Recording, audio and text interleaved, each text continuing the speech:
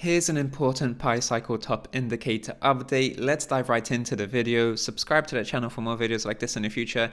Like this video if you enjoy content like this going forward, and let's dive right into it. The reason that this is an important Pi Cycle top indicator update is that we are now in a halving year, and you can see what happens in a halving year when it comes to the orange moving average. It holds as a support. And if you do the same in 2020, aside from the pandemic crash below this moving average, it holds as a support all the way to new all-time highs. So essentially, in halving years, 2016, it holds as a support all the way to new all-time highs. Same thing in the halving year of 2020. And we're now in the halving year as well, 2024. And just look what's going on with this orange moving average right now. It's holding as a support, not picture perfect, but it's supporting the uptrend.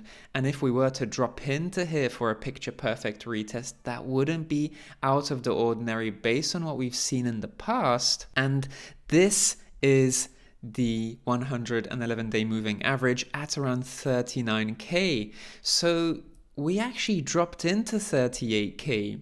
But this doesn't take into account such extreme downside volatility, this metric right over here. But we did get a retest of this level because we did tap 38k and this moving average is around 39k.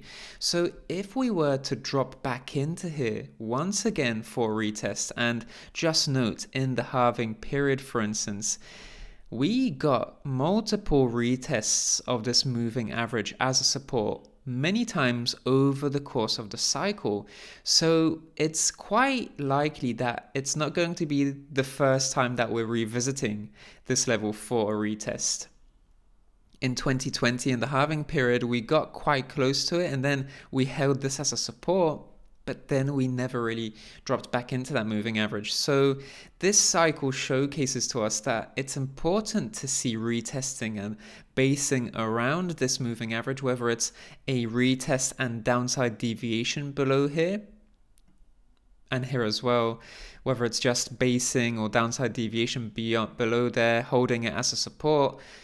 We have to take every opportunity we can get because this cycle showcases we get a lot of them, whereas this cycle showcases that we still get them, but very rarely. So right now we're getting a key retest and basing period around the Pi cycle moving average indicator, and we're holding here as a support. So any opportunity that we get into this moving average, and even better, downside deviation below it, those are going to be those bargain buying opportunities, the last ones before the April 2024 halving event.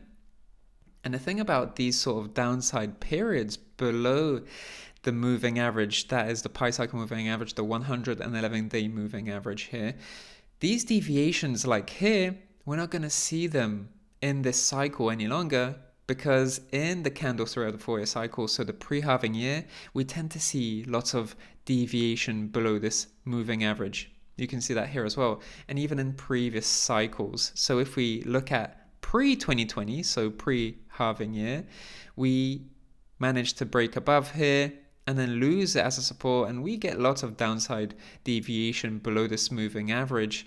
In the pre-halving years, 2015 as well, you can see how we oscillate around here, lose it as a support, break beyond it as a resistance. Lots of non-trending price action, but oscillation in and around this moving average, below it many times. But the thing with the halving event and the halving year is that we then see this moving average strengthen, hold as a support, and support the technical uptrend. So any retesting of this moving average, really important.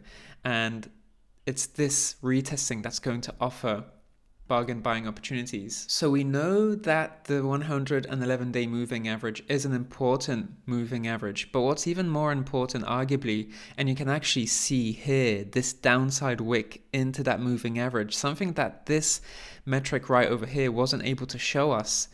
This didn't show us that downside wick and picture perfect tap of the Pi cycle moving average, whereas here on the trading view chart we're seeing that this extreme volatility is accounted for, and this is a picture perfect retest, and it's really picture perfect here. But the other thing to really mention is the pi cycle bearish crossover.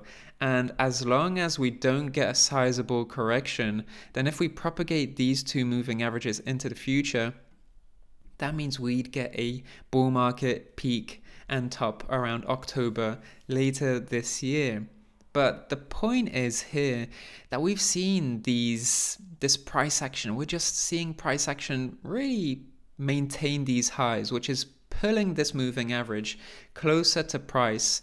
And a few weeks ago, we were around here when it comes to that pi cycle moving average, but you can see how this consolidation has brought this pi cycle moving average closer to price action, enabling that retest. And you can see how this moving average is simply going to continue to support price for as long as we maintain these highs. And the longer we maintain these highs, the more we're going to see climbing in this moving average.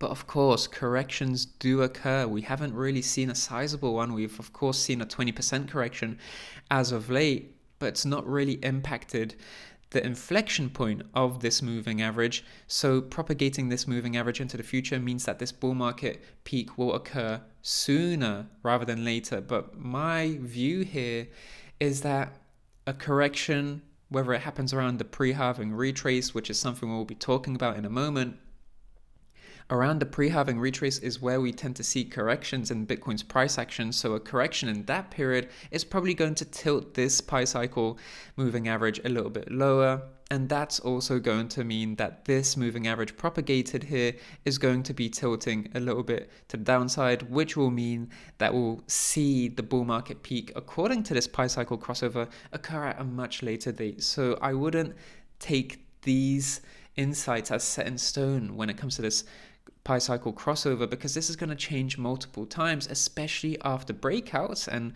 this breakout has really impacted the inflection point of this moving average, but also corrections are going to impact this crossover.